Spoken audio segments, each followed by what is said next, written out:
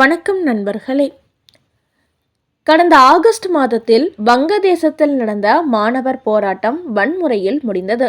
இந்த போராட்டத்தில் 600 பேர் கொல்லப்பட்டார்கள். இதன் காரணமாக வங்கதேச பிரதமர் ஷேக் ஹசீனா தனது பதவியை ராஜினாமா செய்துவிட்டு இந்தியாவில் தஞ்சமடைந்துள்ளார். கடந்த 5 மாதங்களாக இந்தியாவில் இருந்து வரும் அவர் தனது ஃபேஸ்புக் பக்கத்தில் கண்ணீருடன் ஒரு ஆடியோ பதிவு வெளியிட்டுள்ளார். அந்த பதிவில், கடந்த ஆகஸ்ட் 21 என்னை கொலை செய்ய முயற்சி நடந்தது. 25 நிமிடங்கள் நான் மரணப்பிடியில் இருந்தேன். என்னை கொல்வதற்கு பல வழிகளிலும் சதி நடக்கிறது. இதன் காரணமாக தற்போது நான் வீடு நாடு எதுவும் இல்லாமல் தவித்து கொண்டிருக்கிறேன். வங்கதேசத்தில் உள்ள எனது பங்களாவையும் அடித்து நொறுக்கி தீக்கிரையாக்கி விட்டார்கள் என்று ஷேக் ஹசீனா அழுதபடி அந்த ஆடியோவில் தெரிவித்துள்ளார். இந்த ஆடியோ தற்போது பெரிய அளவில் வைரலாகி வருகிறது. தற்போது ஷேக் ஹசீனா மட்டுமின்றி அவரது சகோதரி குடும்பத்தினரும் இந்தியாவில் தான் இருக்கிறார்கள். வங்கதேசம் நீதிமன்றம் அவருக்கு வாரண்ட் பிறப்பித்த போதும் ஆஜராகாமல் இந்தியாவிலேயே இருந்து வருகிறார் என்பது குறிப்பிடத்தக்கது. அவரை வங்கதேசத்திற்கு அனுப்புமாறு அந்த நாட்டின் தற்போதைய பிரதமர் அறிவித்த போதும் இதுகுறித்து இந்தியா வெளியுறவுத்துறை அமைச்சகம் எந்த முடிவு எடுக்காமல் இருக்கிறார்கள் என்பது குறிப்பிடத்தக்கது. அடுத்த செய்தி. அண்ணாமலை டெல்லிக்கு அனுப்பிய அதிர்ச்சி பட்டியல். தமிழிசை, வானதி, பொன் ராதாவுக்கு டெல்லி மேலிடம் வைத்த ஆப்பு. தமிழக பாஜக தலைவர் அண்ணாமலை பாஜகவில் இணைந்து சில மாதங்களிலேயே மாநில தலைவராகிவிட்டார். இதன் காரணமாகவே அந்த கட்சியில் உள்ள பல சீனியர்களும் அவர் மீது போட்டி பொறாமை அதிகரித்துவிட்டது. ஆரம்பத்திலிருந்தே அவரை எப்படியாவது மாநில தலைவர் பதவியிலிருந்து இறக்கிவிட வேண்டும் என்று பலரும் சூழ்ச்சி செய்தார்கள். ஆனால் அது அத்தனையும் முறியடித்து அண்ணாமலை தன்னை ஒரு சிறந்த தலைவராக நிலைநிறுத்தி கொண்டார்.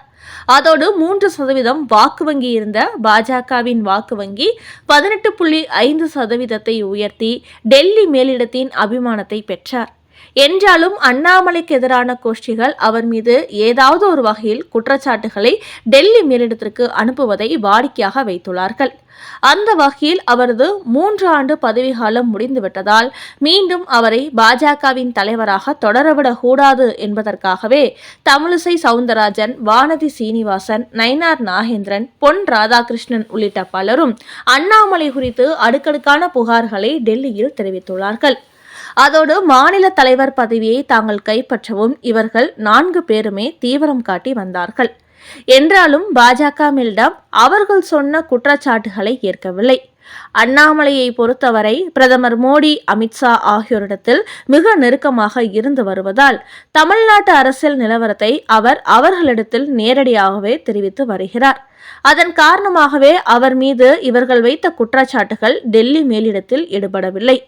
என்றாலும் பதவிக்காலம் முடிந்துவிட்டதால் மீண்டும் அவரை தலைவராக தொடரவிடக் கூடாது என்ற நோக்கத்தில்தான் அத்தனை சீனியர்களும் டெல்லிக்கு அடுத்தடுத்து விசிட் அடித்தார்கள். இந்த நிலையில்தான் இவர்களெல்லாம் வேலை வெட்டி இல்லாமல் இருப்பதினால்தான் இப்படி அண்ணாமலைக்கு எதிராக குற்றச்சாட்டு வைப்பதிலேயே நேரத்தை செலவிட்டு வருகிறார்கள் என்று யோசித்த டெல்லி மேலிடம் அண்ணாமலை மீது புகார் பட்டியலுடன் சென்ற தமிழிசை சவுந்தரராஜனை அந்தமான் நிக்கோபாருக்கு தேர்தல் அதிகாரியாக அனுப்பிவிட்டார்கள். அதையடுத்து வானதி சீனிவாசனை மிசோரம் மாநிலத்துக்கு தேர்தல் அதிகாரியாக அனுப்பிவிட்டார்கள். அவர்களைத் தொடர்ந்து பொன் ராதாகிருஷ்ணனை லட்சத்தீவுக்கு அனுப்பிவிட்டார்கள். இப்படி அண்ணாமலை குறித்து புகார் சொன்ன 3 பேர்களையும் 3 பகுதிகளுக்கு அனுப்பிவிட்டு இதுதான் உங்களுக்கு நாங்கள் கொடுத்திருக்கும் வேலை, அதனால் இதை சரிவர செய்யுங்கள் என்று டெல்லி மேலிடம் சரியான அதிர்ச்சி கொடுத்திருக்கிறது. இவர்கள் மட்டுமின்றி தமிழக பாஜகவில் நீண்ட காலமாக இருந்து வரும் கேசவ விநாயகமும் அண்ணாமலைக்கு எதிராக தொடர்ந்து செயல்பட்டு கொண்டிருக்கிறார். அதனால் கூடிய சீக்கிரம் அவரையும் ஏதேனும் ஒரு மாநிலத்திற்கு அனுப்பி அதிர்ச்சி கொடுப்பதற்கு டெல்லி பாஜக திட்டமிட்டு வருவதாக தகவல்கள் வெளியாகியுள்ளன. இதன் காரணமாகவே அண்ணாமலை குறித்து அவ்வப்போது டெல்லியில் புகார் கொடுத்த மேலும் சில தலைவர்களும் அடுத்து நம்மை டெல்லி மேலிடம் எந்த வெளிமாநிலத்துக்கு அனுப்பி வைக்கப் போகிறார்களோ என்று கடும் பதட்டத்துடன் காணப்படுகிறார்கள். அந்த அளவுக்கு தமிழக பாஜகவில் வேலை வெட்டி இல்லாமல் இருக்கும் பல புள்ளிகளும் அண்ணாமலைக்கு எதிரான வேலையில் ஈடுபட்டு வந்த நிலையில் தற்போது அவரை தலைவர் பதவியிலிருந்து தூக்கிவிட வேண்டும் என்று அவருக்கு எதிராக செயல்பட்ட அத்தனை புள்ளிகளையும் டெல்லி பாஜக கட்டம் கட்டியுள்ளது. இதனால் கூடிய சீக்கிரமே பாஜகவில் இருந்து கொண்டு அண்ணாமலைக்கு தொடர்ந்து குழி தோண்டி கொண்டிருக்கும் கேசவ விநாயகமும் தமிழக பாஜகவிலிருந்து வேறு மாநிலத்திற்கு வெளியேற்றப்படுவார் என்கின்ற தகவல்களும் கமலாலயத்தில் வெளியாகி இருக்கிறது.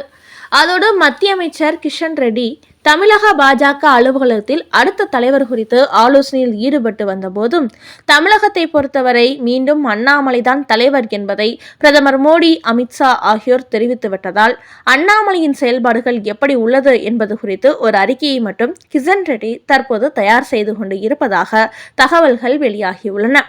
அந்த வகையில் தமிழக பாஜகவில் இருந்து அண்ணாமலை இப்போதைக்கு மாற்றப்பட வாய்ப்பு இல்லை என்பது தெரிய வந்துள்ளது. அடுத்த செய்தி,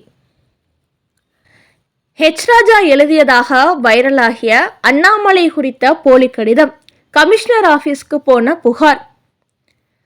தமிழக பாஜக தலைவர் அண்ணாமலைக்கு கட்சிக்குள்ளும் ஏகப்பட்ட எதிரிகள் இருக்கிறார்கள்.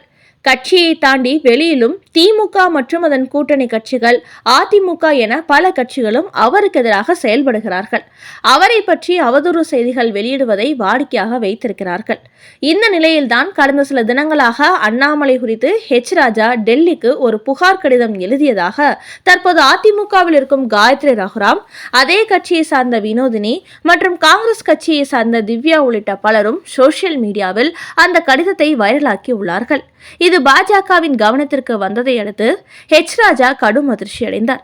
அந்த கடிதத்தில் என்ன குறிப்பிடப்பட்டுள்ளது என்றால், அண்ணாமலை லண்டனில் சர்வதேச அரசியல் படிக்க சென்றபோது பாஜகவின் ஒருங்கிணைப்பு குழு தலைவராக இருந்த ராஜா கமலாலயத்தில் ஒரு ஆலோசனை நடத்துவது போலவும், அப்போது அண்ணாமலை தமிழகத்தில் இருந்தபோது பல தொழிலதிபர்களை மிரட்டி பணம் பறித்திருக்கிறார். அது குறித்து 6 நிறுவனங்கள் என்னிடத்தில் புகார் அளித்திருக்கிறார்கள். அவர் கட்சிக்கு மிகப்பெரிய அவப்பெயரை ஏற்படுத்திவிட்டார். அதனால் இந்த விவகாரத்தை உடனடியாக ஜே.பி. நட்டாவுக்கு தெரிவித்து அண்ணாமலை மீது ஆக்ஷன் எடுக்க வேண்டும் என்று ராஜா பாஜகவின் ஒருங்கிணைப்பு குழுவில் இருந்த மற்ற 6 தலைவர்களிடத்திலும் சொன்னது போன்று அந்த கடிதத்தில் குறிப்பிடப்பட்டுள்ளது. இந்த கடிதம் தனது கவனத்திற்கு வந்ததும் உடனடியாக அதற்கு மறுப்பு தெரிவித்துள்ளார் ராஜா. அண்ணாமலை குறித்து எந்த ஒரு கடிதத்தையும் நான் யாருக்கும் அனுப்பவில்லை. அதோடு அவர் யாரையும் மிரட்டவும் இல்லை. இது திட்டமிட்டு பரப்பப்படும் ஃபேக் நியூஸ் ஆகும். எதிர்கட்சிகளை பொறுத்தவரை பாஜகவுக்குள் கலகத்தை ஏற்படுத்த வேண்டும், அண்ணாமலைக்கு கெட்ட பெயரை ஏற்படுத்த வேண்டும் என்று தொடர்ந்து திட்டமிட்டு வருகிறார்கள். அதன் ஒரு முயற்சிதான் இந்த போலி கடிதம். அதோடு இப்படி ஒரு செய்தியை பரப்பிய நபர்களை நான் வன்மையாக கண்டிக்கிறேன். எங்கள் தலைவர் அண்ணாமலை மிக நேர்மையாக அரசியல் செய்து கொண்டிருக்கிறார். அதோடு தமிழ்நாட்டில் உள்ள திமுக மற்றும் அதன் கூட்டணி கட்சிகளுக்கு சிம்ம சொப்பனமாக இருந்து வருகிறார். அதன் காரணமாகவே அவரது பெயருக்கு களங்கம் கற்பிக்க வேண்டும், எங்களுக்கு இடையே ஒரு கருத்து மோதலை ஏற்படுத்த வேண்டும் என்று திட்டமிட்டு இப்படி ஒரு கடிதத்தை பரப்பி உள்ளார்கள் என்று தெரிவித்திருக்கிறார் ராஜா. இதையடுத்து பாஜகவின் ஐடி விங் துணைத் தலைவரான கார்த்திக் கோபிநாத் இந்த போலி கடிதத்தை சோசியல் மீடியாவில் பரப்பிய அதிமுகவை சேர்ந்த காயத்ரி ரகுராம், திவ்யா மற்றும் காங்கிரஸ் கட்சியை சேர்ந்த வினோதினி உள்ளிட்ட பலரது பெயரை பட்டியலிட்டு சென்னை கமிஷனர் அலுவலகத்தில் ஒரு புகார் அளித்திருக்கிறார். நண்பர்களே, அண்ணாமலை குறித்து டெல்லியில் புகார் அளித்த தமிழிசை சவுந்தரராஜன், வானதி சீனிவாசன், பொன் ராதாகிருஷ்ணன் ஆகியோருக்கு ஜே.பி. நட்டா கொடுத்த அதிர்ச்சி மற்றும் அண்ணாமலை தொழிலதிபர்களை மிரட்டி பணம் வசூலித்ததாக ராஜா டெல்லிக்கு கடிதம் எழுதியது போட்டு காயத்ரி ரகுராம் உள்ளிட்ட சிலர் பரப்பிய போலி கடிதம் குறித்த உங்களோட கருத்துக்களை கமெண்ட் பாக்ஸில் பதிவிடவும். நன்றி, வணக்கம்.